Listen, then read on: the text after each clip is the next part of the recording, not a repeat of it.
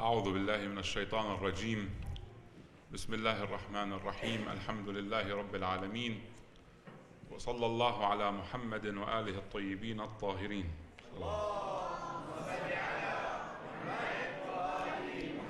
عظم الله أجورنا وأجوركم بمصابنا بأبي عبد الله الحسين. Respected brothers and sisters, Assalamu alaikum wa rahmatullahi wa barakatuh. Last night we started this topic and we spoke about the importance of having a mission.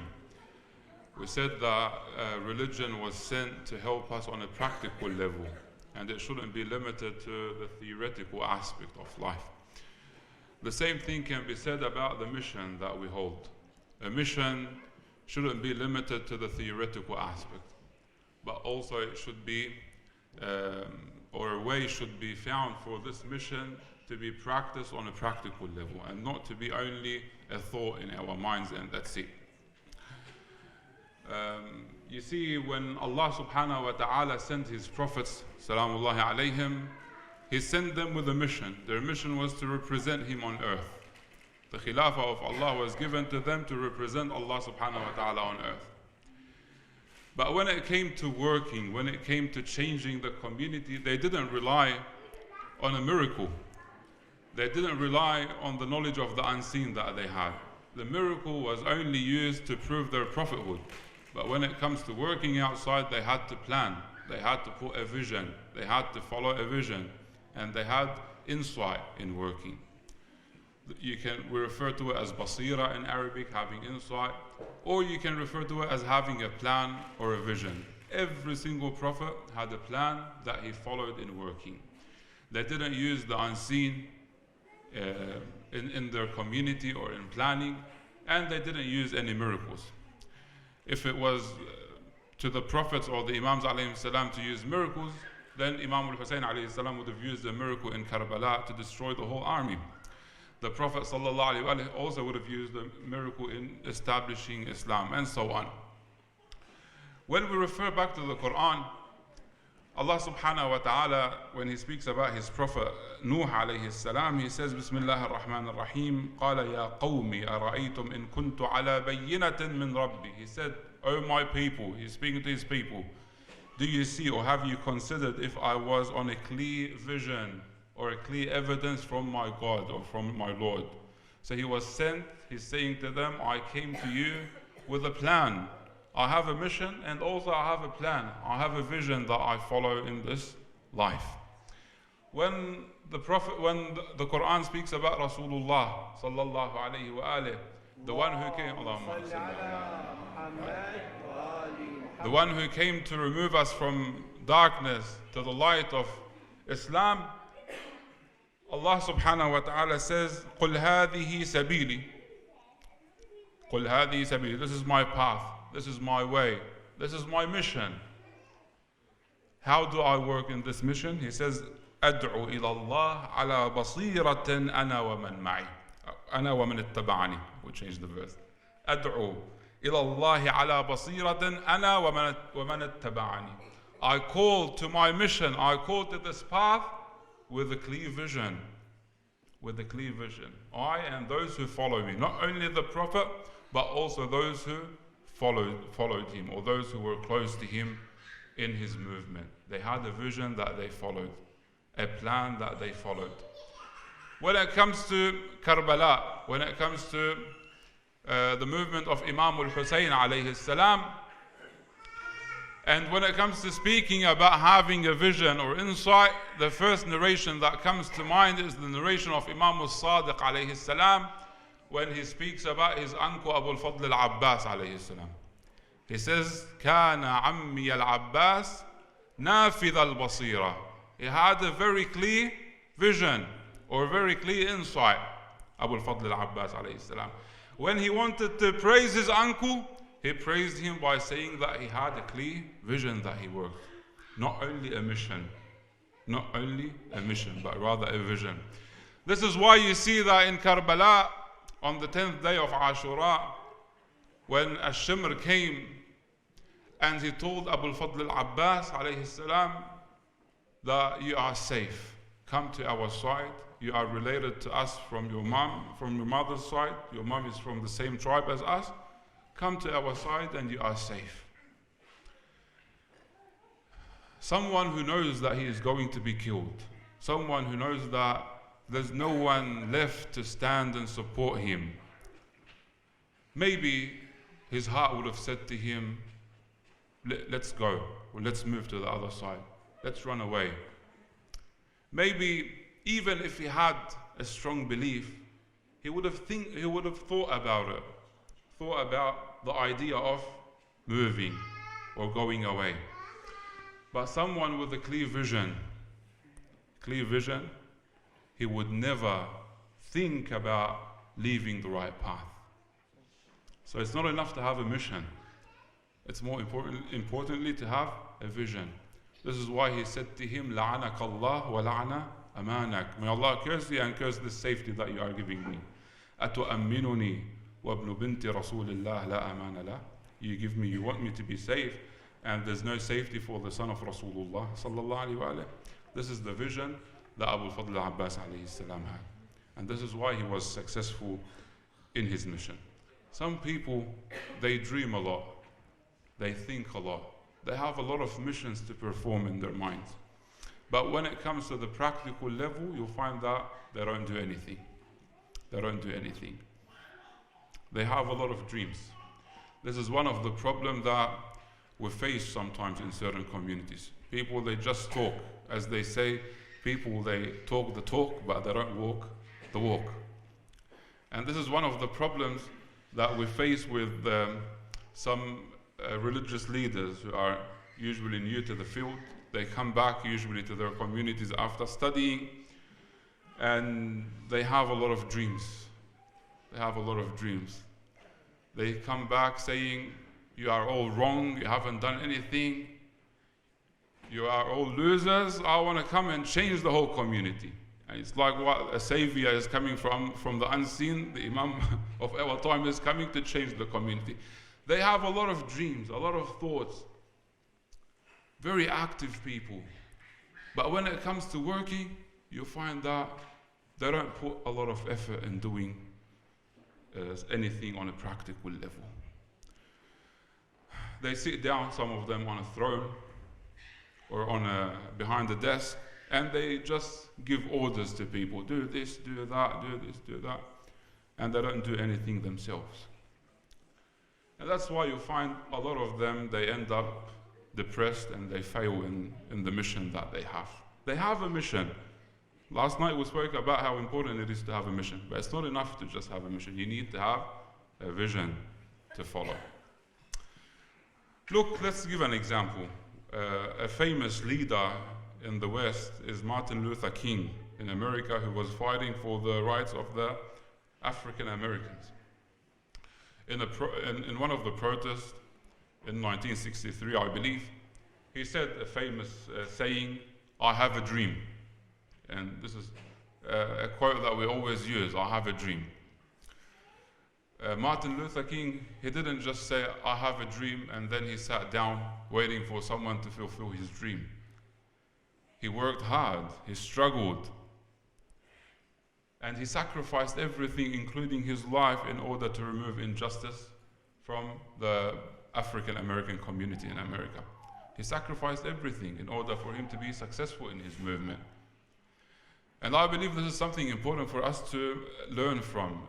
If it's important, and I advise my brothers and sisters to read the history of the African American and the movement of the African American until today, since they started and until today, and how they moved and progressed in America. We can learn a lot from them as Muslims.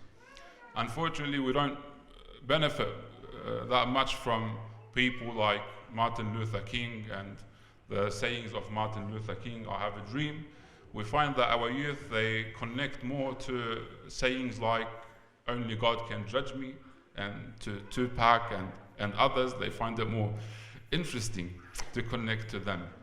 But if you look at the history of the Black Americans and African Americans in America, we can learn from their history, and we can benefit from it today. So you can't be lazy and expect to succeed in your mission. You can't sit down and expect someone to help you to fulfill your dreams. Don't wait for anyone to help you. Don't wait for anyone to build you up in anything you want to do in life.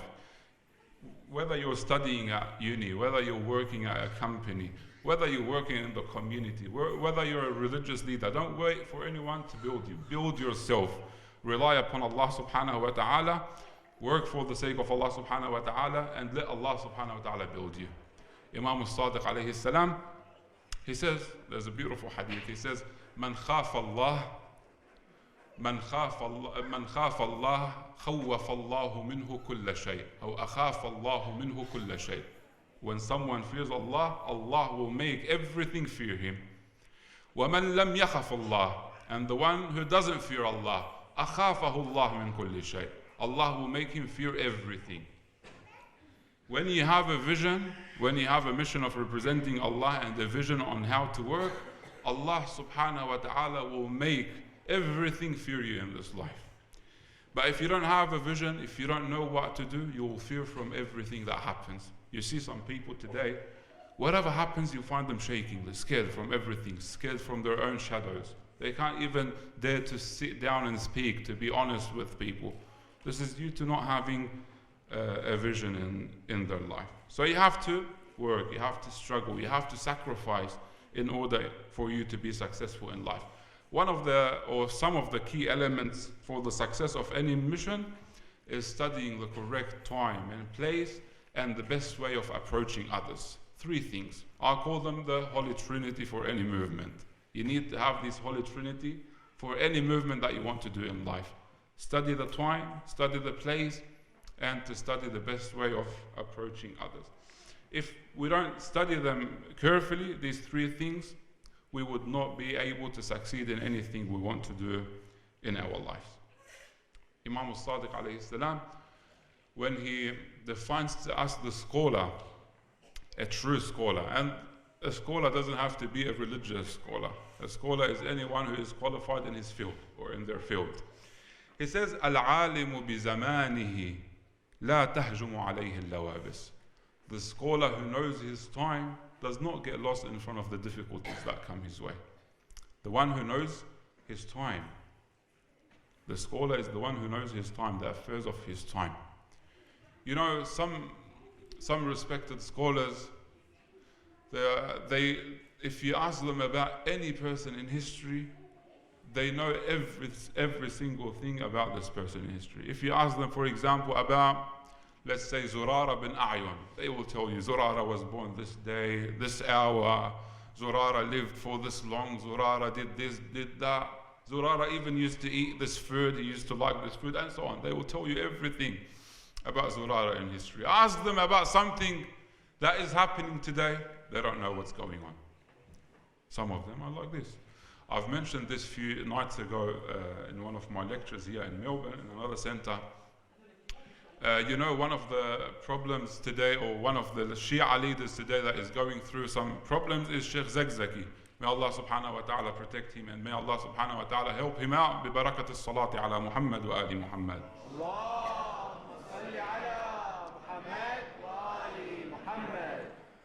So some brothers and sisters decided to organize a protest to show support to Sheikh Zakzaki.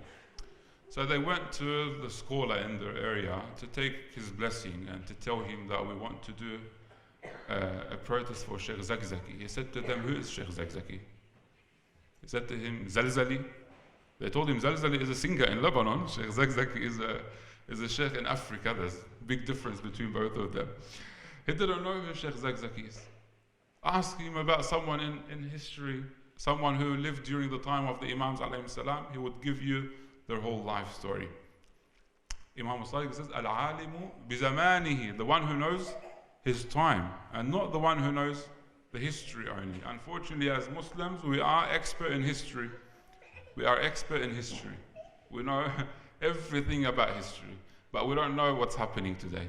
We don't plan for our present, and we don't plan for our future. We don't plan for the future. Few are those who sit down and plan for the future. We always react. We always react for the things that happen around us. This is one of the problems that we face. In order for you to complete your mission, you need to have a clear vision and to understand the time and place you live in. You see, something that was applicable 1,000 years ago may not be applicable today. As the Sayyid was speaking in his talk about the different times and how miracles changed by times and how people approach things, or prophets approach things differently by time, this is correct. Something that was applicable 1,000 years ago may not be applicable today. Something that is beneficial in a certain place may not be beneficial in the place that you live in. The way you practice certain things may differ from one place to another.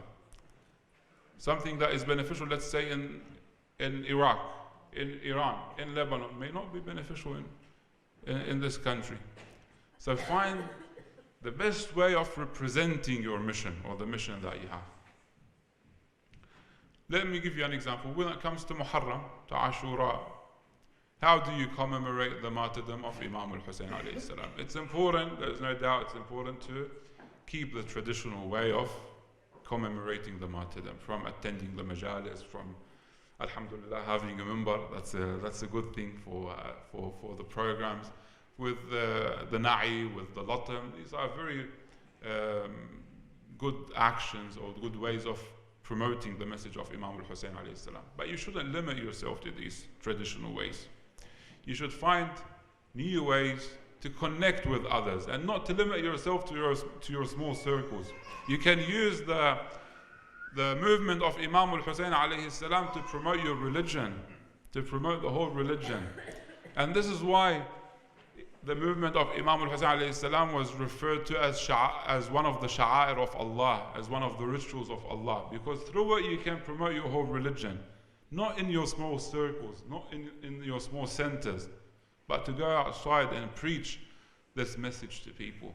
The best way to connect to people is through showing that Imam al-Hussein alayhi salam stood defending humanity, stood against the oppressor of his time, and so on.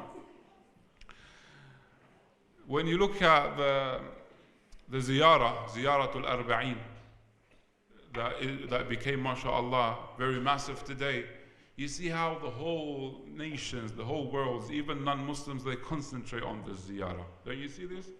They concentrate on it more than they concentrate on the 10 days of Muharram. Why is that? Why is that? Although you'll find more narrations about the 10 days of Muharram than the 40th. But why do they concentrate on it? They concentrate on it because they see the generosity of people, especially in Iraq. They see poor people standing on the street offering everything they have for the zuwar, for the visitors that are coming to visit Imam al-Hussein alayhi salam. When they see the humanity of the people, when they see the generosity of the people, they connect to them. This is a better way of promoting your religion than the traditional way that we follow.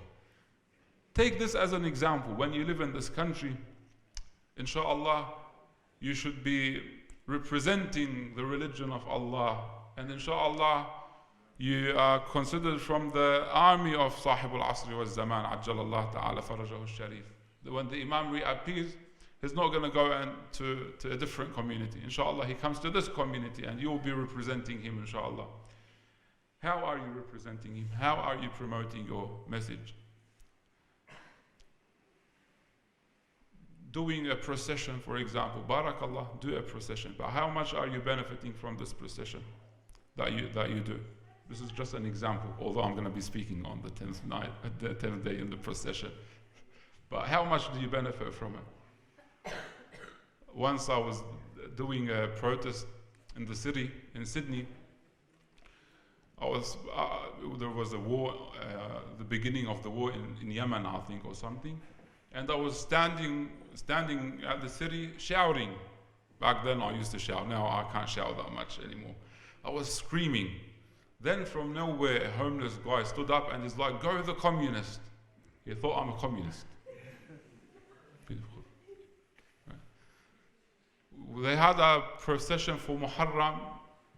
It says on the poster, Hussein is not a terrorist. A guy stood up and is like, "Why are you supporting Saddam Hussein?" This is what you're doing.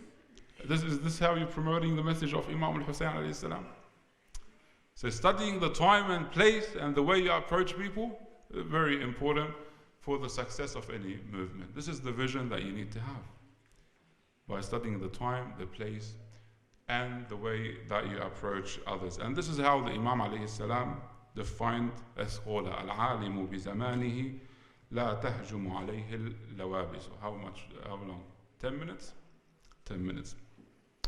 For 10 minutes, I'm not going to continue because I need more than 10 minutes in that.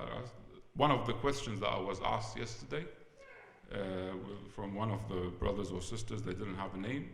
They said, what is the mission of Imam al-Hussein? Because we spoke about the mission of Imam al-Hussein. They asked, what is his mission? You see, inshallah, I'll speak about this in depth in the coming nights. But as a short answer, I'll say that the mission of Imam al-Hussein alayhi salam is to enjoy what is good and to forbid what is evil. Al-amr bil ma'ruf wal nahy anil munkar. Okay? But this mission is not limited to the Imam alayhi salam. This mission was for all the prophets, for all the Imams alayhi salam. So there's difference between saying or asking what is the mission of Imam al-Hussein as an Imam and what is the mission of Imam al-Hussein alayhi salam in his movement that he did in Karbala. Two different things. Two different things. The mission in Karbala was not only to enjoy good and forbid evil. This is a general mission. There was a different mission in Karbala. And inshallah, we'll speak about it in depth in the coming night. Assalamu alayka sayyidi mawlaya Aba Abdullah al-Husayn wa ala al-arwah allati hallat bifina'ik alayka minni salamullahi abadan ma baqit wa ma baqiya al-layl wal-nahar wa la ja'alahu Allah akhir al-ahdi minni li ziyaratikum. Assalamu ala al-Husayn wa ala Ali ibn al-Husayn wa ala awlad al-Husayn wa ala ashab al-Husayn. Wassalamu alaykum jami'an wa rahmatullahi wa barakatuh. Salawat.